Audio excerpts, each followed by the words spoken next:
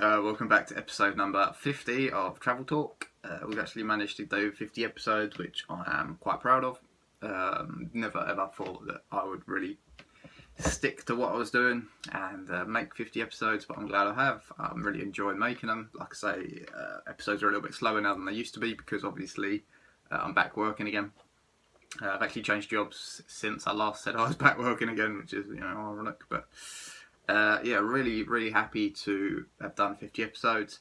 Really appreciate all the support and comments and kind words that I get from people about the series. Obviously, I'm not doing it for any financial gain or anything. I'm not doing it for, to be famous. I'm just doing it as like a hobby, just to, put out there my experience and, just kind of share with everyone how fun travelling can be and how much you can really get out of it and like experience the world. And if I can make one person happy and make them smile and make them want to go travelling, then that's really all I can ask for, in all honesty. So yeah, I'm hoping you're all enjoying the series.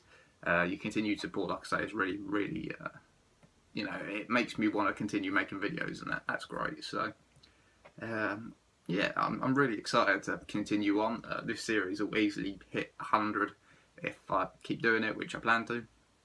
I've obviously only just hit the tip of the iceberg in Australia. I think I've got another 9 months worth of stuff to go through. I'm really looking forward to hitting another milestone at 75, at 100, etc. So yeah, hopefully you stick with me and keep enjoying what I'm putting out there. But back to today's video. Obviously episode 50 still needs to carry on. And today's episode is Nimbin. Nimbin, capital of Australia when it comes to drugs, which is different. Travel to Nimbin in this episode. Basically, it's the hippie capital of Australia. Its most famous thing being the sale of pot brownies, cookies, and pot shortbread, amongst not a lot else. A lot of hemp as well. So, but yeah, it's going to be a fun episode. So the day before when I first got there, I'd met a couple of people and they said about going. And so yeah, no, that sounds good. I didn't really know what it was in all honesty. I was just like, yeah, no, it'd be nice, meet some more people, etc, etc. And so it's me and two people from the hostel. We were going to go on this bus to Nimbin and get toured around by our tour guide and everything in between. It cost us about $50. But it was a full day out and included meals, so it was pretty good really. So the morning came round and all got up about 9 o'clock, grabbed some breakfast in the hostel. They had a little kind of shop area which sold hot food and hot drinks and all that sort of gear, everything that you'd need while staying in a hostel. And and waited to the bus to pick us up really after breakfast. We jumped onto this bus, which it turns out had no suspension, a door that didn't close, windows which basically were jammed open, and it was painted in rainbow colours, which pretty much should have given away what the day was going to be like. So we were all on this bus, piled on, ready for our trip into the unknown, basically. But it would prove to be a very bumpy rise towards Nimbin, because obviously with no suspension, with no suspension and these really dodgy country roads, it was like we were bouncing up and down. I'm surprised I didn't hit the ceiling about 4 or 5 times, to be fair, but going over these potholes and these bridges, it was like launching your back off your seat. And we continued on. The driver we actually had was in his mid-60s, and pretty much by the way he was talking, had taken every single drug that's ever been invented. And he said from the age of 16 he was taking various things, and then he also told us he had 9 children, which was also quite interesting. 9 children's quite a lot, but he hadn't actually and he stressed this to us, which was slightly worrying. He said, "I haven't taken anything today." I was like, "Oh, good, yeah, no, that's a positive." So we stopped off about half hour into the journey at this little country pub, mainly just to use the toilets and have a stretch of your legs. And then we'd be on the bus for another about hour or so to get to Nimbin, which was, another fun ride on that bumpy bus. It's weird as well. Obviously, people are really used to this multicoloured bus driving past them, because like no one bats an eyelid. If I saw that driving past me, I would stare at it. But no, local people just like don't even pay attention. It was like, wow. So yeah, we arrived in Nimbin about midday. We're given about an hour or so by the driver to wander around the town. And you've never ever seen so many shops that sell hemp in your life. It was ridiculous. Like, wow. Literally hemp shops and clothes shops, and everyone was selling like exactly the same things. It was like, this is a cover-up for drugs.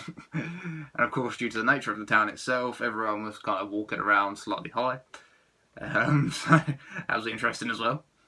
About an hour into the Nimbin experience, we all jumped back on the bus and drove for about 45 minutes to this random campsite in the middle of nowhere.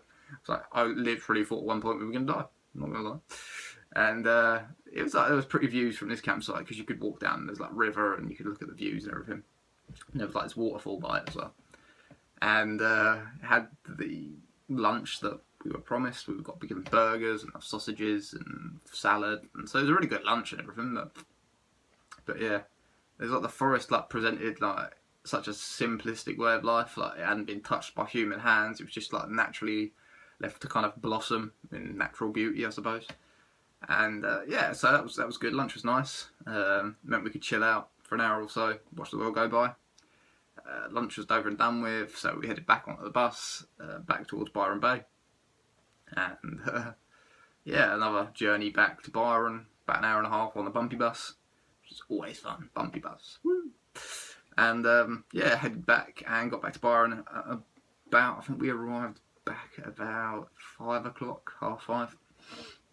So yeah, upon returning back, I headed back to the room, chilled out for a few hours, got changed and headed out to have a drink with my local friends, because a lot of them were actually leaving Byron that next day. Basically, they didn't want to stay in Byron for the amount of time that we were. So with local, what they do is you don't just book an entire journey. You pay for the journey, but you just kind of jump on and off when you're ready to. And they do pickups every 2 or 3 days that take you on to the next place. So I think 3 of them were heading on the Surfers Paradise, and then I think 2 of them were going straight to Brisbane. So yeah, it was sad to see them go. Obviously, I'd spent quite a bit of time with them and got to know them really well. So it was really sad to see them go. But at the same time, obviously, we've all got to continue our journeys on. So yeah, all met up at a cafe, which was about a 15-minute walk from our hostel, and enjoyed a few drinks. Had some live music in the background as well, which is always cool. We then moved on to the beach hotel for a few more drinks and some more live music before saying our final goodbyes to each other and heading off back to the hostel. Like I say, it was nice to catch up with everyone once again. The local journey would have not been anywhere near as fun without them. It was like travelling with 6 close friends by the end of the 3 days I'd spent with them. So I really appreciated what they've done. But yeah, like I say, they were leaving, so it's kind of me again. So, which is good, you know, it's a positive like that. So, but yeah, it was sad to see them go. And this is where I'll leave this episode. Don't want to go on too much longer because it's already been 8.5 minutes. Hopefully you've enjoyed hearing about Nimbin, the drug capital of Australia. And yeah, if you have, like, subscribe, tell me that you've enjoyed it. If you haven't, tell me why you haven't. I can always make changes. It's all about providing information for everyone out there. Yeah, but hopefully you've enjoyed it, and I'll catch you next time. See ya.